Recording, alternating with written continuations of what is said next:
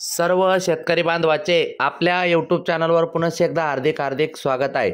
शेतकरी मित्रांनो, आज 7 मे वार मंगळवार आणि सकाळच्याच या व्हिडिओमध्ये खास करून आपण राज्यभरातील कापूस उत्पादक शेतकरी, सोयाबीन उत्पादक शेतकरी, तूर उत्पादक शेतकरी तसेच सर्व शेतकरी बांधवासाठी ताज्या घडामोडी, ताज्या अपडेट आपण या व्हिडिओच्या माध्यमातून बघणार आहोत। मित्रांनो, काल दिलासादायक बातमी कापूस उत्पादक शेतकऱ्यांसाठी पुन्हा एकदा येताना दिसत आहे।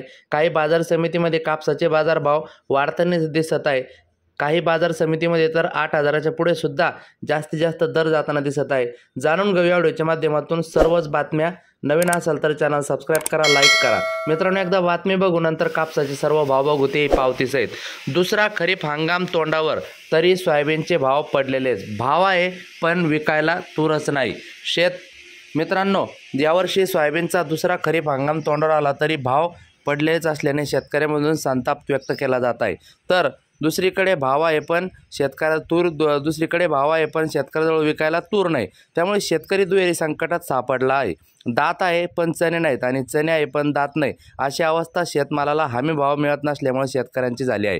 2 वर्षापासून सोयाबीनचे दर 4,500च्या वर सरकले नाहीत। सोयाबीनला भाव मिळाला अशी आशा शेतकऱ्यांना होती, त्यामुळे त्यांनी सोयाबीन घरीच ठेवले, परंतु नाईलाजाने कमी भावात सोयाबीन विकावे लागले। मित्रांनो, तूर नाही पण तुरीचे भाव वाढले। सोयाबीन कापूस आहे पण भाव नाही। मित्रांनो, पांढरे सोने काळवंडले। कापसाला मागील 3 वर्षापासून 13,000पेक्षा अधिक भाव मिळाला होता, मात्र त्यानंतर दरवर्षी कापसाचे भाव उतरत गेले आणि सध्या 7,500हून अधिक दर वाढले नाहीत। त्यामुळे 3 वर्षात कापसाचे भाव वाढण्याऐवजी निम्म्यावरच आले आहेत।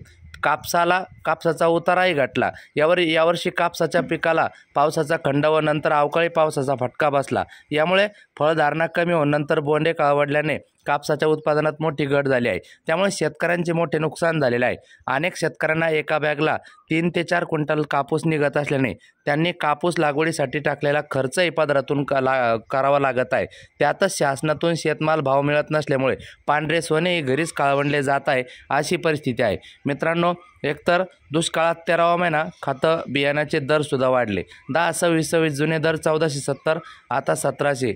त्याच्यानंतर जवळपास सर्वच खात्यामध्ये 100 ते 250 रुपयापर्यंत वाढ झालेली आहे। मित्रांनो, वळूया ताज्या कापूस बाजार भावाकडे। सिंधी सेलू बाजार समितीमध्ये 1850 क्विंटल कापसाची आवक होऊन हिंगणघाट या ठिकाणी 8,000 क्विंटल कापसाची आवक झाली। 7,625 पर्यंत दर गेला।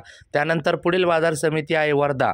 350 क्विंटल कापसाची आवक होऊन जास्तीत जास्त 7,350 पर्यंतचा दर गेला। त्यानंतर पुढील बाजार समिती काटोल। 10 क्विंटल कापसाची आवक होऊन जास्तीत जास्त 7,000 रुपयापर्यंतचा दर गेला।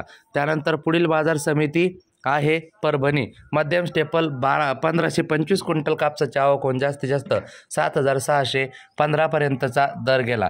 देऊळगाव राजा लोकल कापूस 500 क्विंटल कापसाची आवक होऊन जास्तीत जास्त 7,295 पर्यंतचा दर गेला।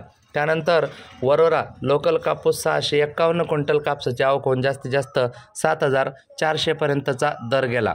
त्यानंतर पुढील बाजार समिती मारेगाव। 363 क्विंटल कापसाची आवक होऊन 7,250 पर्यंतचा दर गेला। त्यानंतर उमरेड 163 क्विंटल कापसाची आवक होऊन जास्तीत जास्त 7,160 पर्यंतचा दर जाताना दिसत आहे। त्यानंतर पुढील बाजार समिती राळेगाव। 1,500 क्विंटल कापसाची आवक होऊन जास्तीत जास्त 7,420 पर्यंतचा दर जाताना दिसत आहे। त्यानंतर पुढील बाजार समिती आष्टी वर्धा। 286 क्विंटल कापसाची आवक होऊन जास्तीत जास्त 7,250 पर्यंतचा दर जाताना दिसत आहे। वरोरा खांबाडा लोकल कापूस 115 क्विंटल कापसाची आवक होऊन जास्तीत जास्त 7,400 पर्यंतचा दर जाताना दिसत आहे। सावनेर 1,650 क्विंटल आवक होऊन जास्तीत जास्त 7,100 पर्यंतचा दर जाताना दिसत आहे। कृषी उत्पन्न बाजार समिती मानवत या ठिकाणी जास्तीत जास्त 7,650 पर्यंतचा दर जाताना दिसत आहे। तर सर्वात जास्त कृषी उत्पन्न बाजार समिती अकोला 8,025 पर्यंत भाव जाताना दिसत आहे। भेटूया पुढच्या व्हिडिओमध्ये। या व्हिडिओसाठी इतकंच, धन्यवाद।